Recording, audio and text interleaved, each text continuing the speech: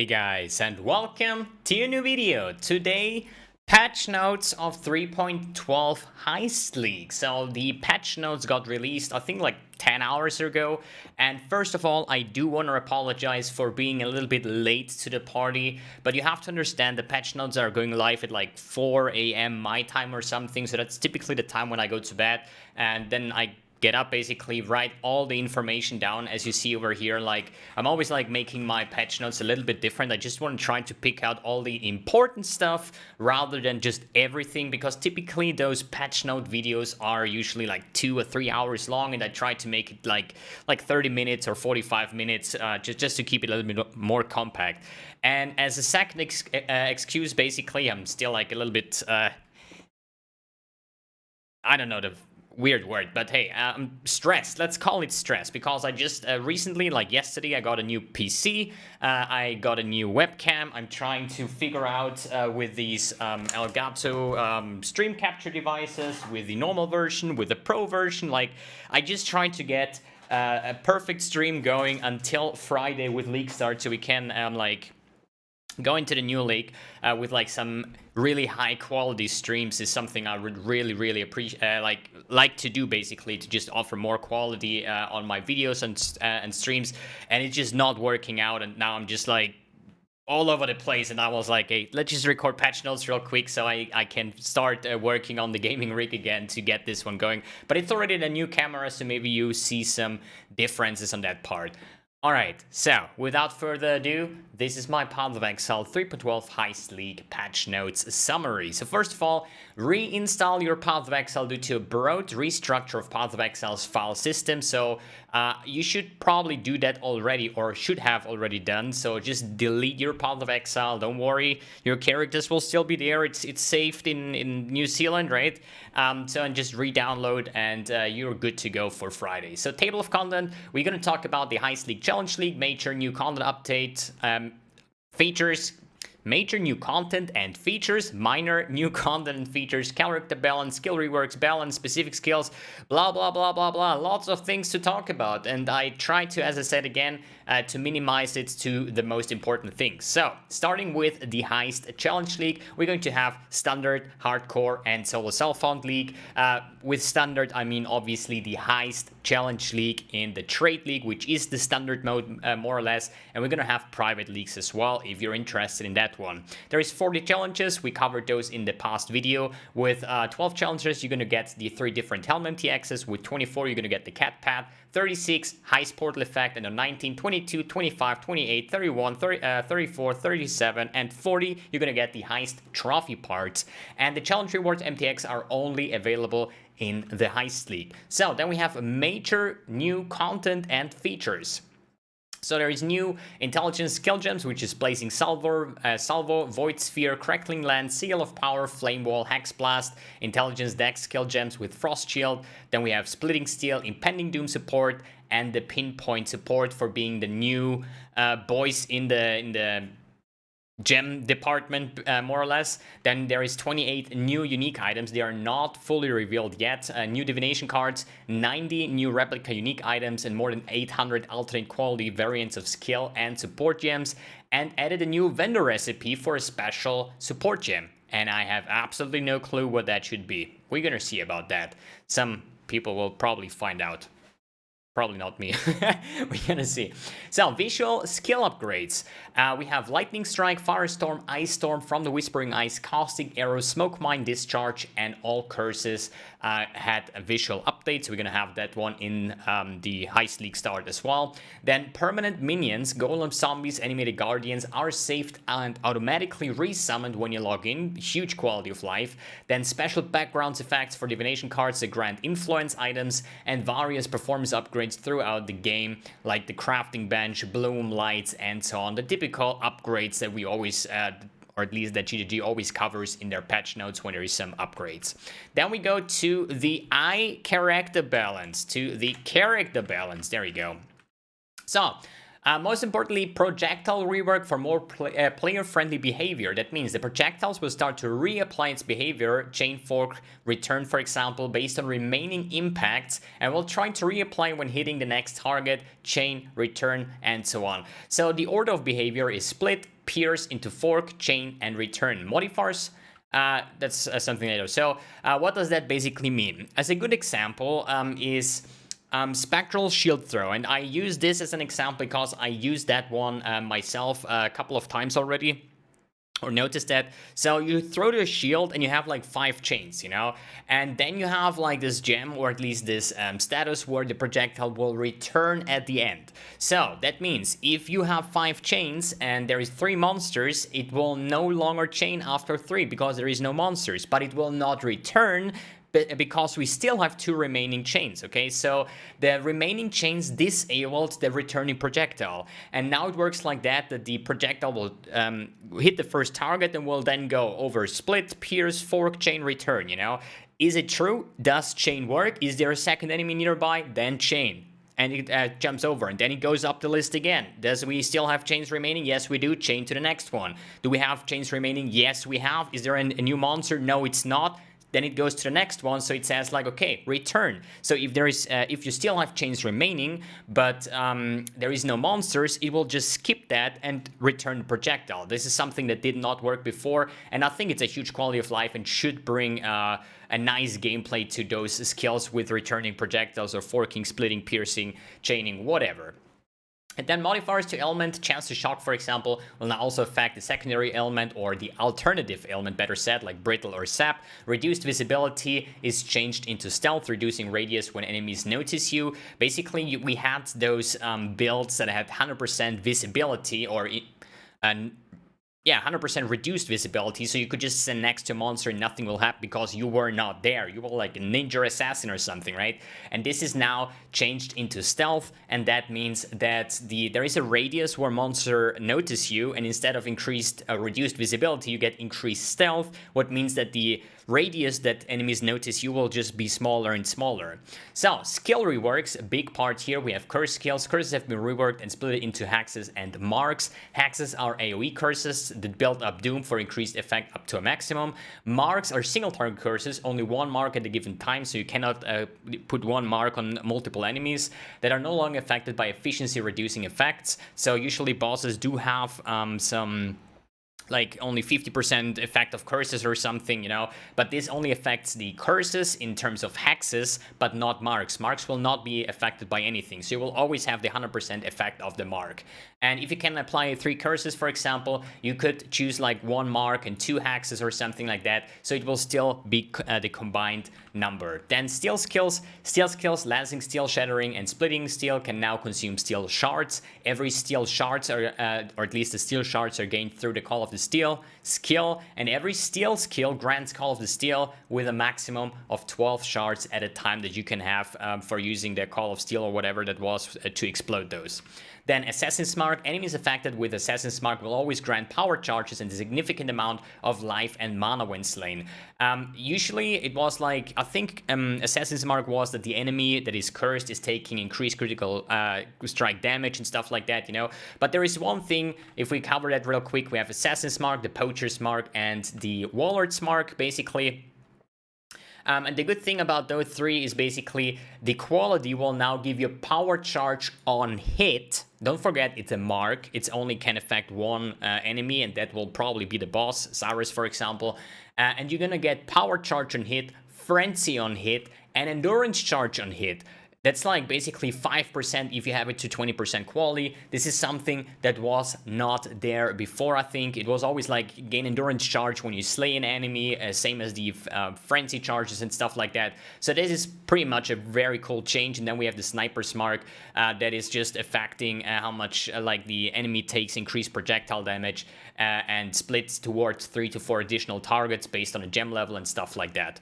Then Lancing Steel now fires a sequence of projectiles when you attack and fires more projectiles based on the number of steel shards consumed by the attack. Enemies can be hit by multiple projectiles from the same attack, but subsequent hits after the first deal less damage. So the more hits, the less damage it will do onward.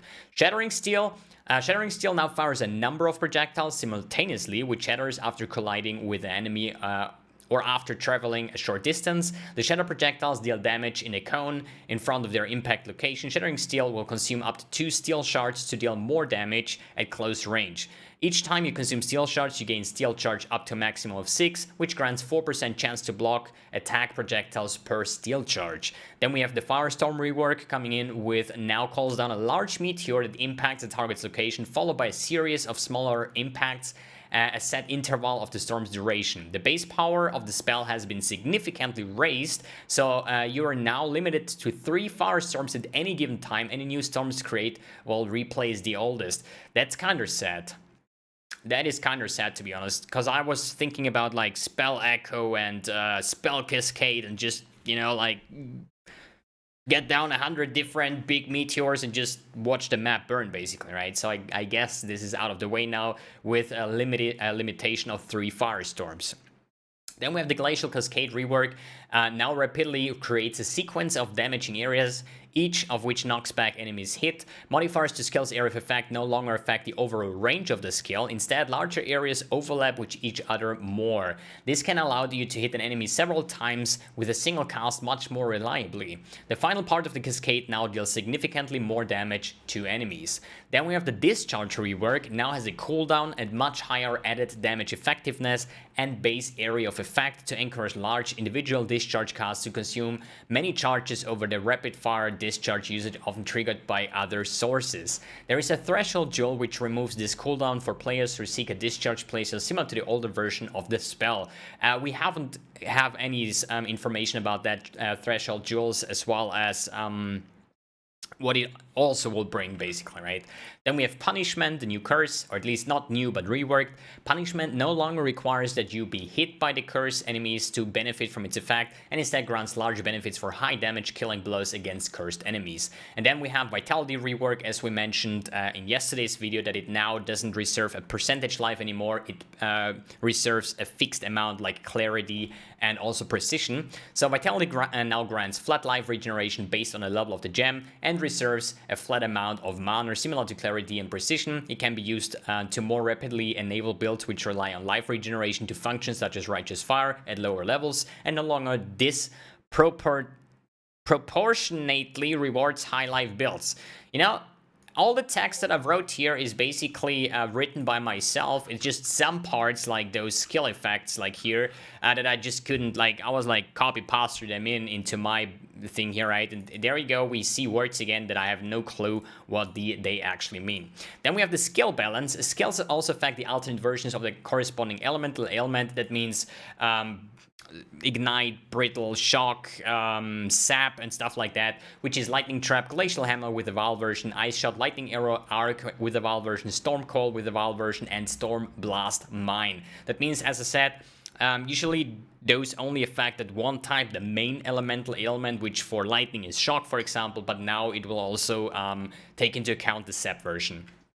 And then we have only the real curses will have a curse tag. So there has been a curse, or at least a tag modification throughout the entire game, and that means that only a real curse like Despair, for example, will have a curse tag. Bane is listed as a curse, but it is actually not a curse. It's just meant to be a curse, basically.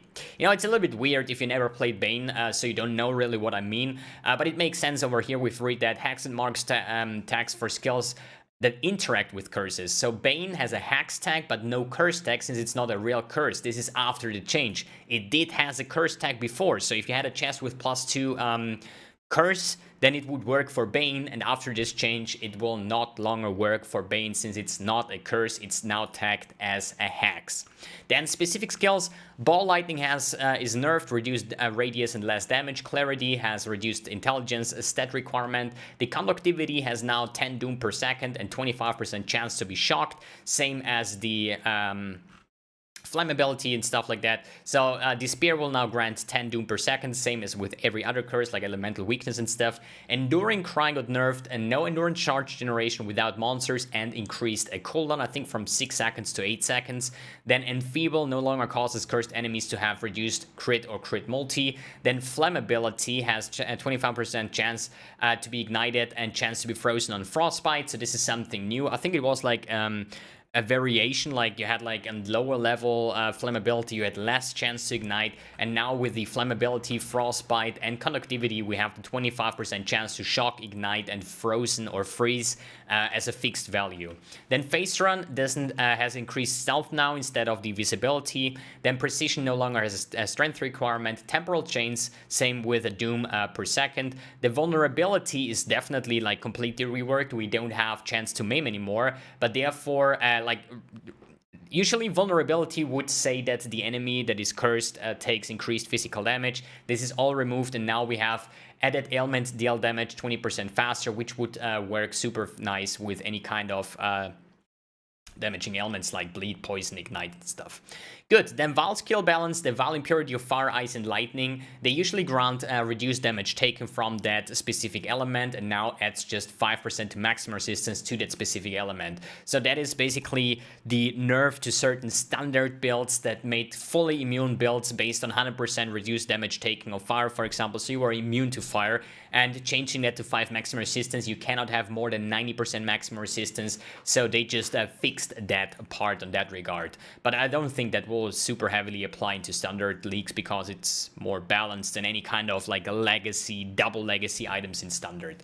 Then we have the support gem balance coming in with the awakened Hex Touch support, which is the previous curse and hit, and now it only supports Hex curse skills. And now this actually probably the awakened version have now a chance to apply to hex-proof enemies. Then Intensify skills now gain intensity, a maximum of 3.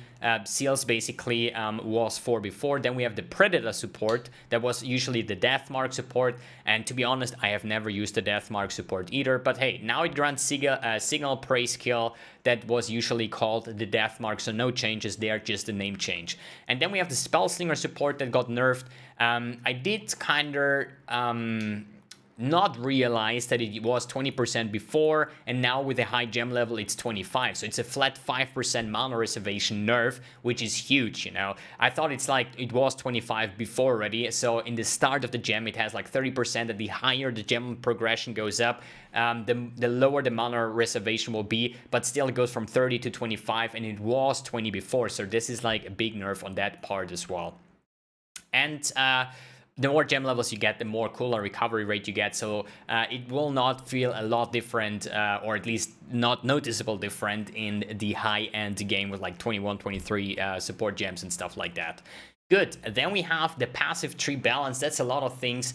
Added new keystone, the Doomsday, which has the maximum doom after secondary short duration. Like the, when you curse an enemy, they get the doom stacks, and there is like a maximum of doom stacks. I'm not even sure how much that is. But here with the Doomsday keystone, it should probably ramp up way faster to reach the maximum amount of the doom, basically.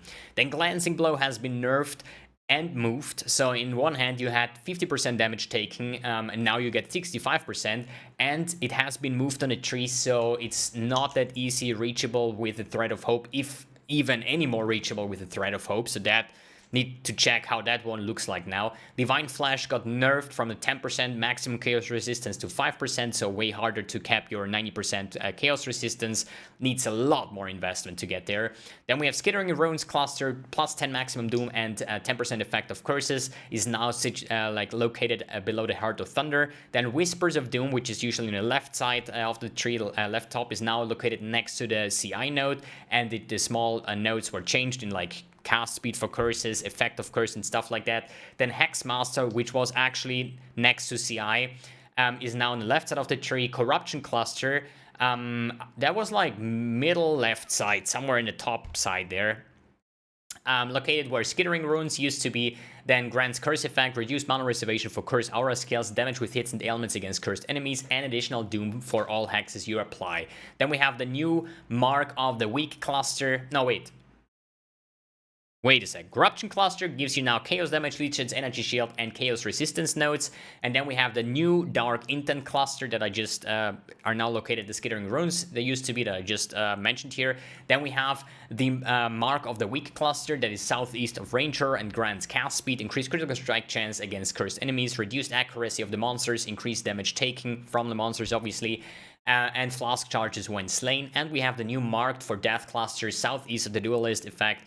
Of curses, Culling Strike, increased damage with hits and ailments. Then we have the Ascendancy Balanced, which are pretty obvious since I mentioned that in my last video as well, where I said that Assassin Necromancer are just way too good compared to the other ones. So here we go, Assassin nerf on the damage for critical strike chance and multiplier on maximum power charge, as well as the trouble nodes. The Necromancer is the Mistress of Sacrifice offering effect reduced.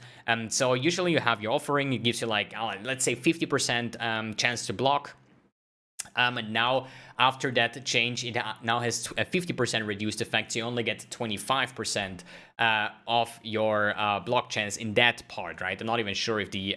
yeah, it should be fine, yeah. So basically, another, like, big nerf. Usually 100% for minions, 75% effect for you, and now it's 50% effect for you. And then we have the Ascendant Necromancer sub-ascendancy also changed to the Necromancer changes above.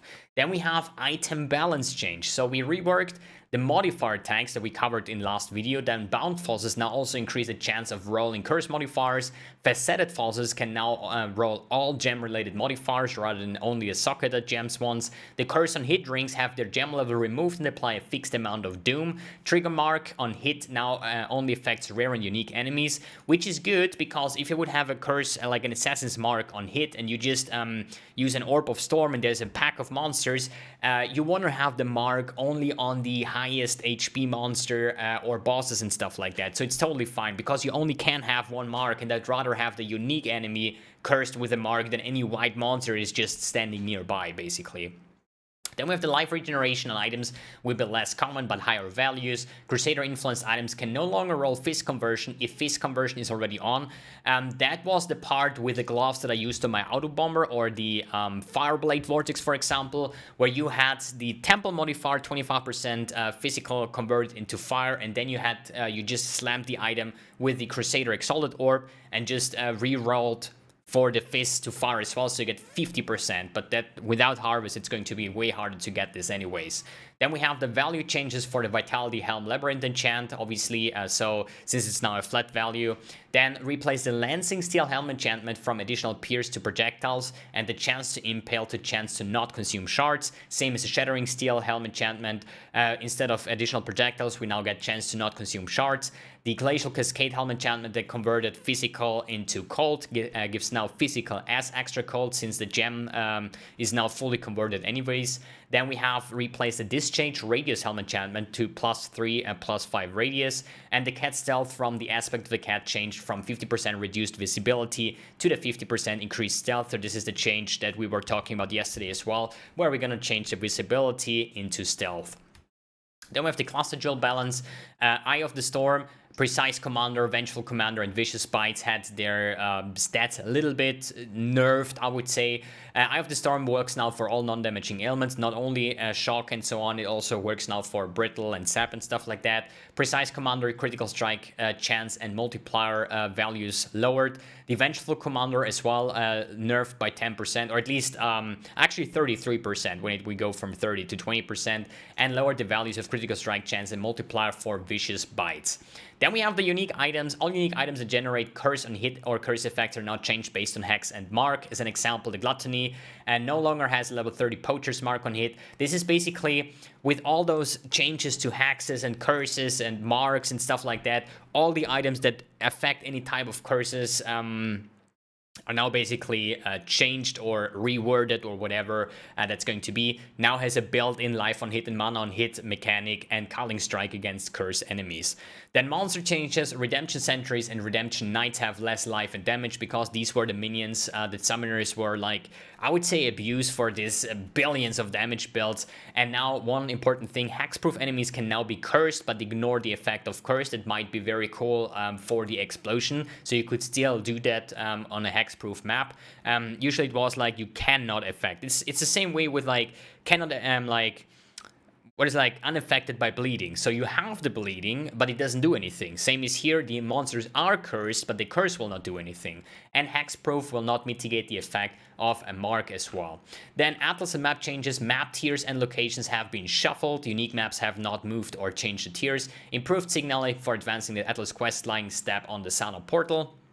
Map tiers, there is no list yet, because I'm still waiting for Boreal Chambers to be a low tier map again, so we can make our typical 1 week into Boreal Chambers, let's farm 500 maps and make like shit tons of currency with any like budget magic finder. But we're gonna see about that. So then we have the Sana League mods available during 3.12. We have Fortune favors the brave, Abyss, Domination, Bloodlines, Nemesis, Beyond, Blight, and Delirium. Sadly, no Legion, but hey, we have Nemesis and we have Beyond, so this is quite nice, I would say. So we can Ancient Orb Headhunters, we can Chance Headhunters, and we can use Headhunter with some nice double, triple Beyond maps and stuff like that. They're going to be quite nice in terms of the map mods. I would still like to have Legion somewhere.